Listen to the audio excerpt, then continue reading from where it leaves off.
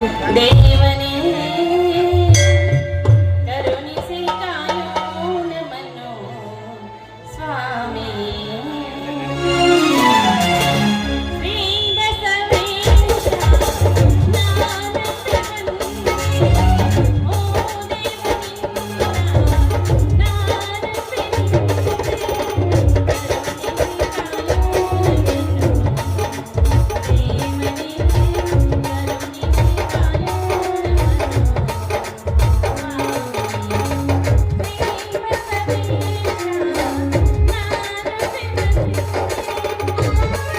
ನಮ್ಮ ತಂಗಿಯರ ಮೇಲೆ ಹಾಕದೆ ಆ ನನ್ನ ಹೊಸ ವಾಸಸ್ಥಾನವಾದ ಕುಬೇರ ನಾಗರಕ್ಕೆ ಹೊರಟಿರು.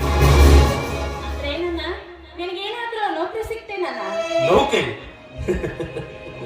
ನೌಕರಿ ಸಿಗಲು ನಾ ಏನು ಹಣವಂತರ ಮನೆಯಲ್ಲಿ ಹುಟ್ಟಿರುವಿನಿ. ಅಕಸ್ಮಾತ್ ಸಿಕ್ಕರು ನಮ್ಮಂತವರಿಗೆ ಕಾರ ಕೂನಾಚ ಪ್ರಯತ್ನಿಸಿ ನೌಕರಿಗಳು ಹೊರತು ಏನೊಂದಿಲ್ಲಮ್ಮ. ದುಡಿಮೆಗೆ ಹೆಸರಿಡುವುದನ್ನು ಬಿಟ್ಟು ಪಾಲಿಗೆ ಬಂದಿದ್ದು ಪಂಚಾಮೃತ ಎಂದು ದುಡಿಬೇಕಲ್ಲ.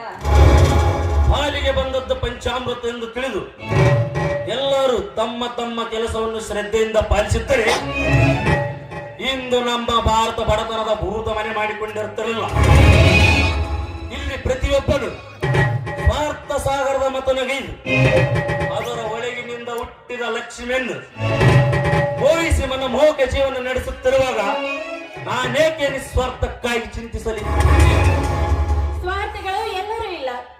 ಇಂಥ ನಿಸ್ವಾರ್ಥಿ ಜನಗಳು ಅಂತ ಮಹಾತ್ಮ ಗಾಂಧಿ ಇದ್ದಲ್ಲಿ ನಮ್ಮ ದೇಶಕ್ಕೆ ಸ್ವತಂತ್ರ ದೊರಕಿತನ್ನ. ಮನೆಯು ಆ ನಿಸ್ವಾರ್ಥ ಮಹಾತ್ಮನಿಗೆ ದೊರೆತದ್ದು ಭಾರತೀಯೊಬ್ಬನು ಗುಂಡನಲ್ಲವೇ? ಇದೆಲ್ಲವೇ ಇದೆಲ್ಲ ಸಾರ್ಥಕ ಜೀವನಕ್ಕೆ ಸಿಕ್ಕ ಪ್ರತಿಫಲ. ನೋಡು ಕಮಲ, ಜೀವನ ಇರುವುದೊಂದೇ, ಮುಂದೆ ಹುಟ್ಟುವ ಭರವಸೆ ಇಲ್ಲ. ಇರಲಿ, ಹಿಂದೇಕೋ ಎಂಟಿಯ ಮನೆಗೆ ಜಂಬುಕನ ಆಗಮಿಸಿದಂತೆ ನೋಡುತ್ತಿರುವೆಯಲ್ಲ, ಏನು ವಿಷಯ? ಧನಹೀನನ ಮನೆಗೆ ಕುಬೇರನು ಆಗಮಿಸಿದರೆ ಆಶ್ಚರ್ಯವಾಗಿ. ಚಂದ್ರು, ನನ್ನ ಆಗಮನವೇನು ಇದು ಹೊಸದೇ? ಹಣದ ಮದದಿಂದ ಲಕ್ಷ್ಮೀ ಪುತ್ರ ನಾನೆಂದು ಎಂದಾದರೂ ನಿನ್ನನ್ನು ಕೀಳಾಗಿ ಕೊಂಡಿದ್ದೇನು? ಕೃಷ್ಣ ಕುಜಲರ ಸ್ನೇಹವನ್ನು ನೆನೆಸಿಕೋ. ಅವರದು ಬಡವ ಶ್ರೀಮಂತರ ಸ್ನೇಹವಲ್ಲವೇ? ಮಾತಿನಲ್ಲಿ ಆಚಾರ, ಕೃತಿಯಲ್ಲಿ ಅನಾಚಾರ. ಏನಾದರೂ ನವಯುಗದ ಹಣವಂತರು ನಯವಂಚಕರು. ಹಣ ಹೊಂದಿದ್ದರೆ ಬೇರೆ ಏನು ಬೇಕಾಗಿಲ್ಲ.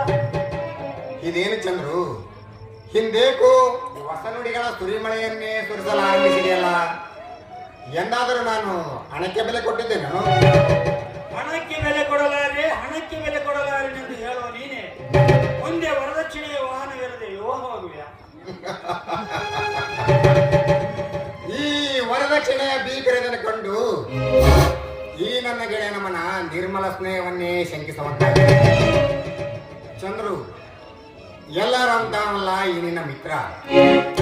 ಸತ್ಯವಾಗಿ ಹಣದ ಮನ ನನ್ನ ತಲೆಗೇರಿಲ್ಲ. ನಿನಗಷ್ಟೂ ಸಂಶಯವಿದ್ದರೆ ತೆಗೆದುಕೋ ನನ್ನ ಈ ವಚನ.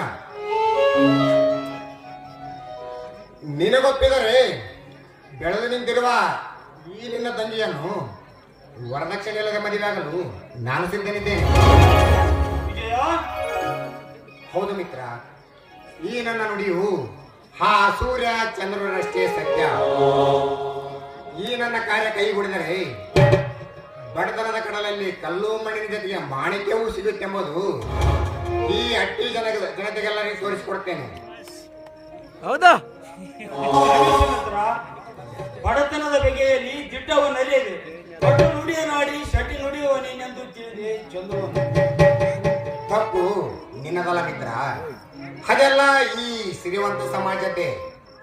ಅವರು ಮದುವೆಯನ್ನು ವ್ಯಾಪಾರವನ್ನಾಗಿಸಿ ಅದರ ಬೆಲೆಯನ್ನು ಗಗನೆತ್ತರಕ್ಕೇರಿಸಿದ್ದಾರೆ. ಈ ವರದಕ್ಷಿಣೆ ಸಂತೆಯಲ್ಲಿ ಬಡವರಿಗೆ ವ್ಯಾಪಾರವಿಲ್ಲದಿರುವುದೇ ಈ ನಿಯಮಗಳಿಗೆ ಕಾರಣವಾಗಿದೆ. ನೀನು ನಿಜವಾಗಿಯೂ ಬುದ್ಧಿವಂತ. ಅಗ್ನಿಯೊಡನೆ ಕೋಪಿಸಿಕೊಂಡು ಕಾದಾಡಿ ಮೈ ಕೂದಲು ಸುಟ್ಟುಕೊಂಡ ಮೂಲಕ ಕಲ್ಲಿಯ ಕಾಡಾಯಿತು ನನ್ನದು.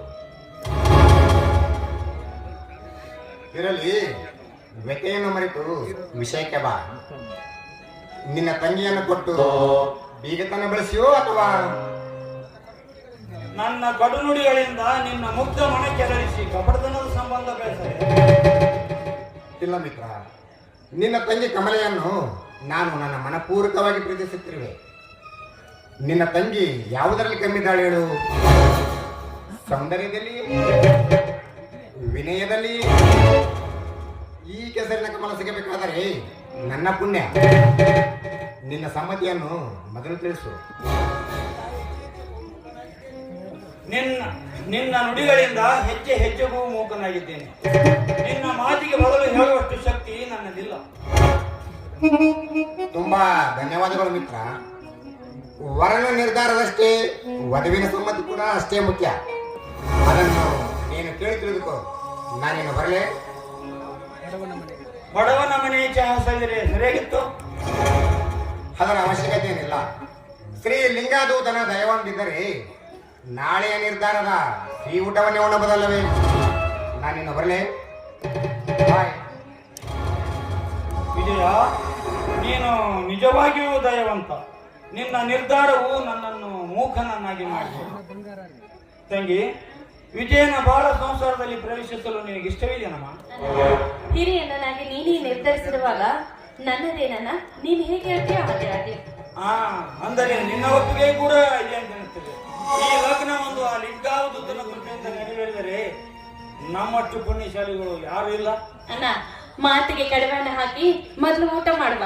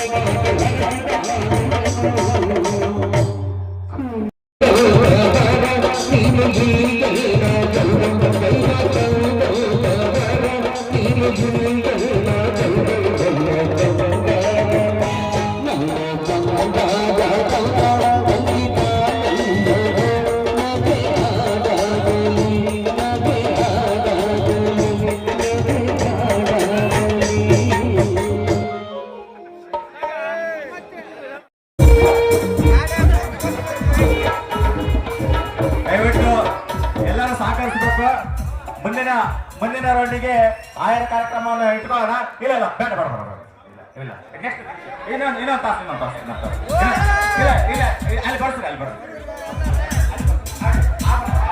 ಇಲ್ಲ